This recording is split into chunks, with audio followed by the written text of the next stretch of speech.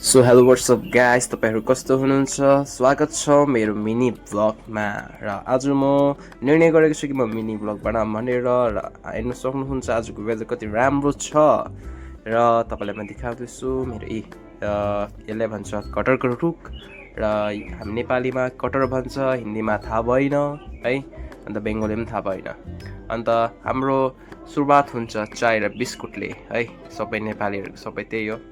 अन्त आज म दिउँसो खाना बनाउनु भनेको त नुनी सकेछ गाइस। अब म नुन लिनु जाँदैछु, तर घामले गर्दा मेरो टाउको दुखिसक्यो यार। यति गरम छ कि गाइस के भन्नु तपाईँलाई। यो चाहिँ मेरो है कुकुर हो, यसको नाम चाहिँ बुन्टे हो। अन्त हेर्नुहोस्, ड्याम घाम त लागेको छ टन्टना, तर बादलहरू कति सफा है। र आज गर्दा घामले गर्दा मेरो टाउको चाहिँ यस्तो भइसक्यो कि के भन्नु तपाईँलाई यार। तर फेरि पनि है हिँड्नुपर्छ यार, के गर्नु। अन्त फेरि पनि दोकानमा आइपुगेँ है नुन लिनुको लागि। र आन्टीलाई नुन मागेँ, आन्टीले 2टा नुन दियो मलाई है। अन्त एउटा कुरा चाहिँ मलाई मैले सम्झेँ कि दुनियाँमा सबै कुराको दाम बढ्ला, तर माचिस र नुनको दाम चाहिँ कहिले बढ्दैन रहेछ कि। अन्त पानी पनि है। अन्त यो कुरा म सिकेँ है।